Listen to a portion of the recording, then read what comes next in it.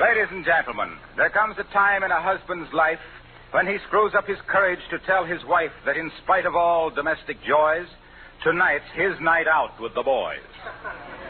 And that is just about what's going to happen this evening at the home of Fibber McGee and Molly.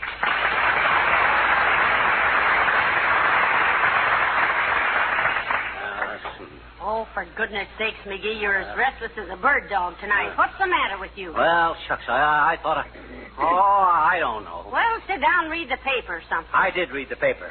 Nothing in it but news. You want to play a game of rummy? No, I guess not. That's kind of tame. Tonight I'm in the mood for I feel kind of... No, I don't want to play cards.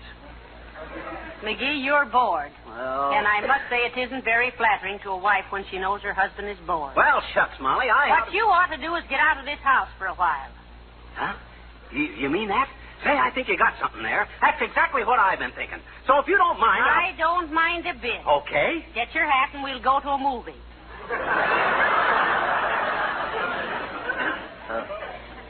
A movie? What's at the movie? Adam had 4 sons and Bob Hope. I've seen all 5 of them. Well, I'm sure I don't know what to do with you. For goodness sake, stop fidgeting around here. Well, I guess I'll go work on... Come in. Oh, hello, Mr. Gildersleeve. Good evening, Mrs. McGee. Hello, little chum. Hi, Rocky. I'm sure glad you came in, Mr. Gildersleeve. McGee's been restless all evening. How's your wife, Gildy? My wife's out of town, and you know it, because that's why we framed her. She is, eh? Out of town, huh? Where'd she go, Mr. Gildersleeve? Well, she went down to her sister's. Her sister's having a baby. Oh. Did you get a telegram or something? Oh, no. But every year about this time... by the way, McGee, what are you doing tonight? Who, me? Why, I don't know, Gildy. I hadn't given it a thought. Thought maybe I'd work a while on my ship model. Yes. He's making a ship model in a glass bottle, Mr. Gildersleeve. Yeah. Say, didn't you have some trouble with the keel, dearie? Yeah, I got to get the hull out of there. Why did you ask, Gildersleeve? Well, I just thought, I'm a sort of loose ends tonight, and I thought maybe I'd drop down to the Elks for a while. How about going with me? Oh, he can't. They don't allow women down there. I ain't a woman. I am. But look, Mrs. McGee, don't you think it'd do McGee good to get out and mix with the boys for a while? Oh, will there be a lot of the boys there? I'll say there will. We've arranged... Oh, there won't be many there on a Tuesday night, Gildersleeve. Tuesday's kind of dull at the Elks. Oh, yes. yes, I guess it is, come to think of it. But we could have a rousing game of checkers, McGee. Just you and I. Heavenly days, you don't have to go clear down to the Elks to play checkers. We have a checkerboard right here. Why, Molly, I didn't know that. Where is it? Why, it's right out... No, you wait right here. I think I can find it in just a couple of minutes. Think fast, Gildersleeve. How do I get out of here? I don't know, chum, but you got to do it. By George, we've had this little poker game lined up for 3 weeks, and you know it. Everybody's going to be there. High stakes and a lot of laughs. Ah, Mrs. McGee, find the checkers. No, Mr. Gildersleeve, but I did even better.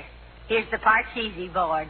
Parcheesi? I'm afraid I don't know how to play Parcheesi. Oh, say, McGee can teach you in 2 minutes. No, I can't. He's too dumb. Is that so? Yes, that's so. Why, you little...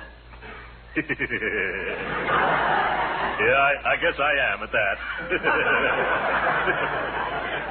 Look, Mrs. McGee, I think it would do McGee a lot of good to go down to the Elks tonight. It's, it's sort of special.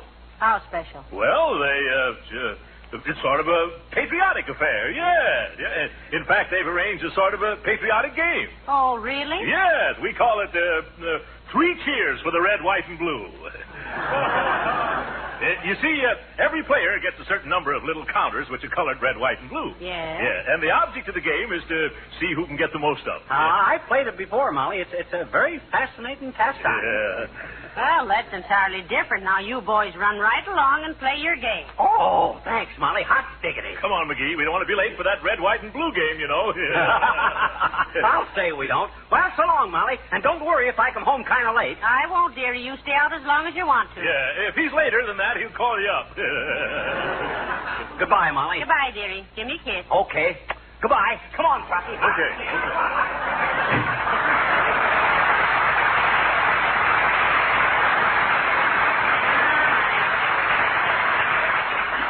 Poor McGee.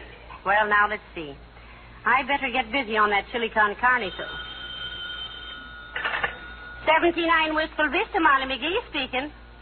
Who? Oh, hello, Mrs. Uppington. What? Oh, we'd love to play bridge, but McGee isn't here. He went down to the Elks with Mr. Gildersleeve. What? Yes, they have a big poker game going on, but they don't think I know it. Yes, 3 cheers for the red, white, and blue. Goodbye, Abigail.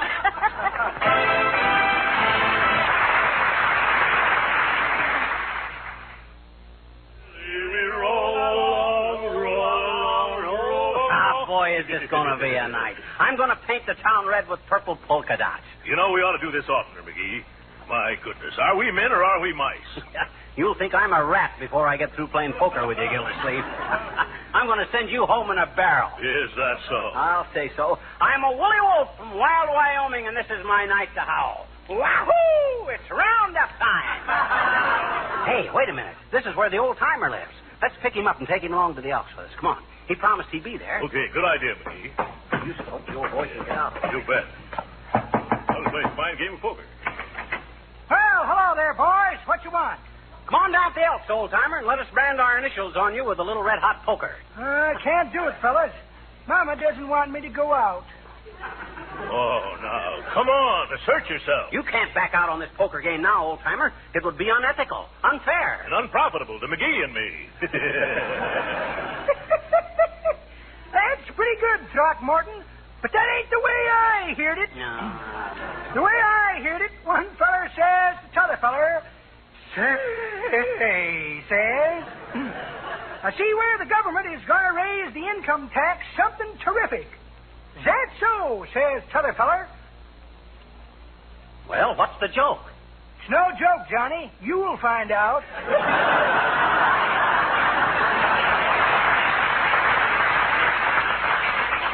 Never mind that, old-timer.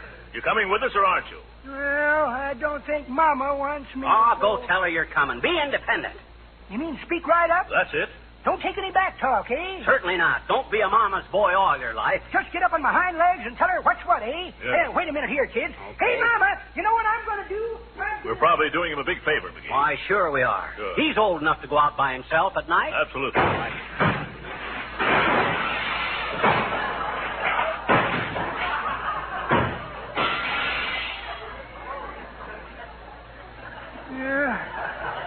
Sorry, boys. Mama persuaded me to stay home tonight.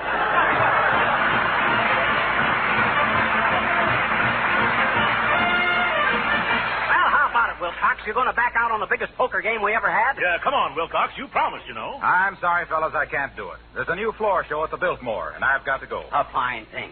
Here you got a chance to go out with a swell bunch of guys, and you pass it up for a gander at a bunch of chorus girls. Grow up, Wilcox. Don't be a playboy all your life. Now, what'll a nightclub do for you that a good poker game can't do? Yeah. The stakes won't be any tougher. I'm sorry. Some other time. Besides, I'm putting on this floor show myself. Oh, my goodness. Okay. You got your foot in the door, Wilcox. You might as well wiggle your toes. Well, I can always play poker. It'll mean a lot more to me than sitting around with a bunch of you mugs in your shirt sleeves squinting at each other over your busted flushes. But here, take this. What is this? $10. I always lose anyway, and I don't want you guys to be out any dough because I didn't show up.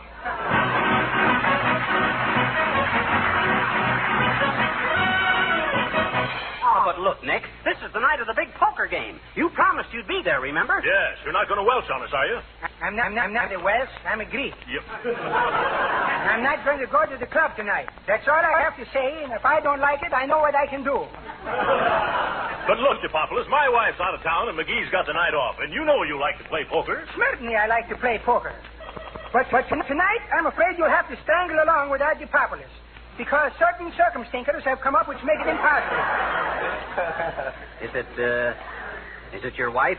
Yes. Won't she let you go? Sure she let me go. Well, if she'll let you go, why don't you go? What is this, anyway? Well, I'm saying to my wife, look, Mrs. DePopulis, I'm saying, putting my best foot in my mouth. Look, Mrs. DePopulis, I'm going out to play poker tonight, I'm saying. And she is saying, okay, Switch Patootie, go ahead. Oh, I don't get it. You got her permission, so come on, let's go. No, sir, I won't do it. Huh? If my wife is saying I can't do it, then I would be with you in 2 jerks of a fairy tale. You grab me? But when she's saying, okay, go ahead, no, sir, she can't throw the Populus out of his own house. I'm going to stay home tonight if it takes all evening.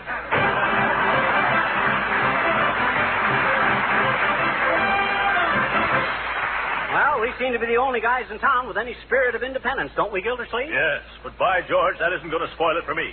No, sir. I'm on the loose, and I've thrown away the wrench. By the way, before we get to the Elks Club, Gildersleeve, there's one thing I want to say. Yeah? What's that, little chump? From the time we sat down to play poker, we ain't friends anymore. Yep. From there on in, it's dog eat dog, see? I'm going to raise you so high you can look down the chimney of a full house. Is that so? Why, you little palooka, I'll beat your alleged brains out with deuces back to back. Yeah. Gildersleeve, I hope you got hair on your chest, because you're going home without a shirt. Now, look here, McGee. If you think for 1 minute... That's ridiculous. You couldn't think for 10 seconds. Oh, yeah. Well, you wait till we get... Hi, mister. Oh, hi, sis. Hello there, little girl. Ain't you out kind of late, sis? So are you, I betcha. Oh, that's different. We're grown up. Grown-ups don't need as much sleep as little girls. Why? Well, because they don't, that's all. Children are so constituted that a maximum of relaxation is necessary for their proper physical development. Yeah, but I says kids are so constituted. You try it, Gildersleeve. Okay. Now, look, little girl. All righty. You know what metabolism is? No, do you? Of course I do. Metabolism is the rate at which body energy is built up and torn down. Well, gee, what do you build it up for if you're just going to tear it down again? Why do you? Well, because that's nature. That's why it's a physiological process that's necessary to the, take it, McGee. Now, look, sis. Well, why do you take a nap in the afternoon? Because Mama has a bridge party. No. That ain't the reason at all. You take an afternoon nap to restore the energy expended in your play. You got to give nature a chance to recharge your dynamo, as it were. As it were what? Just as it were. How were it? It were... you try again, Rocky. Okay. Now, look here, little girl. You just consider your energy as fuel. Let's say you're an automobile and your energy is gasoline. How much is ethyl? Ethyl is 20. It doesn't matter. It does, too, I betcha. If I'm going to be an automobile, I want to know how much is... This is just a hypothetical case. Gee, is it? Certainly. Now then, let's say when you play outdoors for 3 hours, you burn up 10 gallons of energy, or gasoline. You have to replace that before you can keep on running. You see? I could get somebody to pull me, I bet. Oh! Okay, McGee. What we're trying to get at, sis, is this. Is what? Is this. What? Well, let me tell you, Dad Rabbit. All righty. Now, suppose you never got enough rest or sleep. You know what would happen? You'd get worn out. You'd get pale and anemic. The amount of body sugar that gives you energy... What does? Sugar. I'm hungry. Go on home, sis. Come on, Rocky. Okay.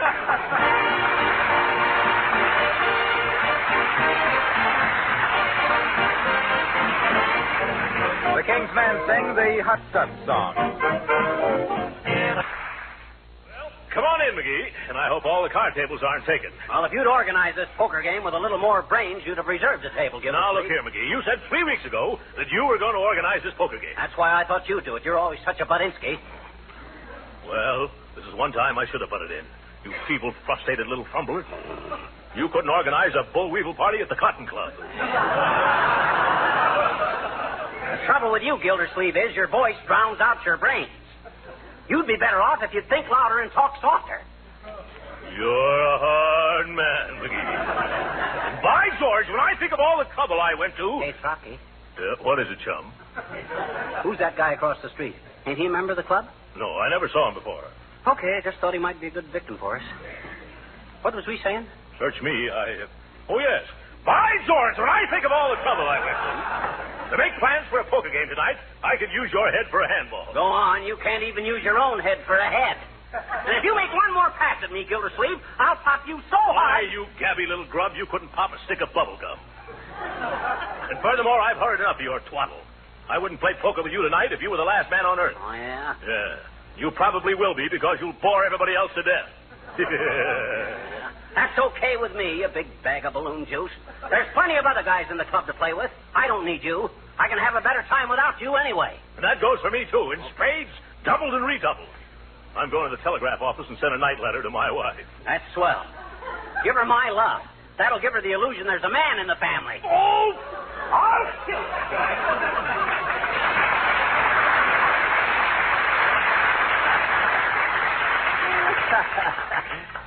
Good old Gildersleeve.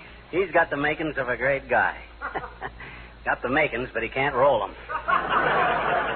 Oh, well. Now to show a few of these guys how to play poker. Hi, everybody. Get off the tables and the cards. I'll be back in a flash with a flush. Hey, is anybody here? Well, that's funny. There ought to be a few guys around here. Well, this is a fine state of how do you do. Here I am, spring in my heart, full of sulfur and molasses, and what happens?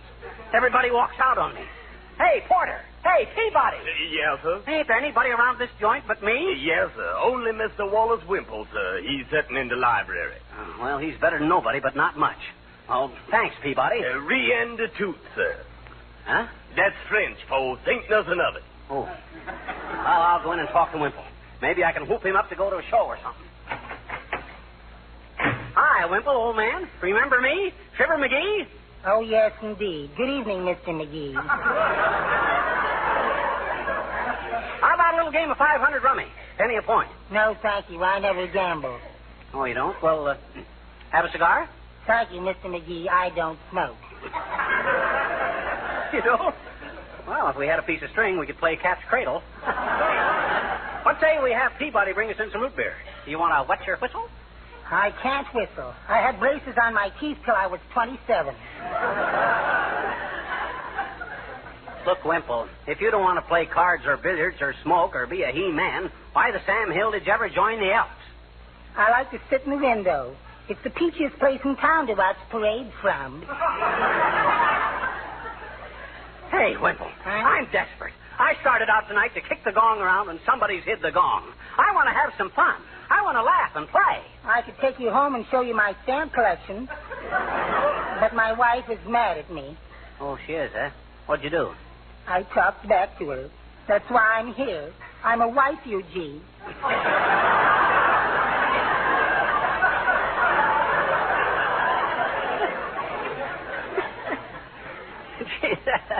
That's tough, Wimpy. She's awfully mean to me, Mr. McGee. Sometimes I think I can't stand it another year. You know how it is. No, I'm afraid I don't, Wimple. I got the best little wife in the world myself. Sweet, sympathetic, and beautiful. I wonder what she's doing now. I know what mine is doing. What? Rolling out some dough for pies in the kitchen. Well, at least she's a good cook. She's a terrible cook. But that way, when she comes to the door with a rolling pin, it doesn't seem so obvious.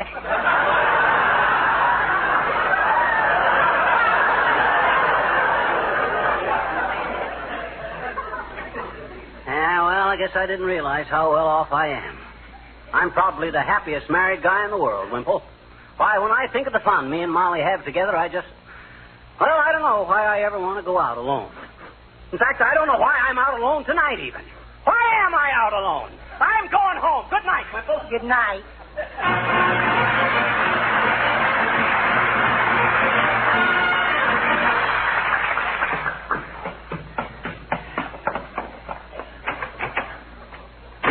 Oh, hello, McGee. Did you forget something? It's only 9:15. Yeah, I forgot how nice it was. Well, I just thought, oh, shucks. There wasn't much doing down at the club. Hey, what's that I smell? Makes my mouth water. Well, I was just fixing up some chili con carne, McGee. You want some? Oh, I don't want to chisel in on any snack you fixed up for yourself. Oh, that's all right. I fixed enough for 2 people. 2 people? You expecting somebody? Yes. Who? You. Oh.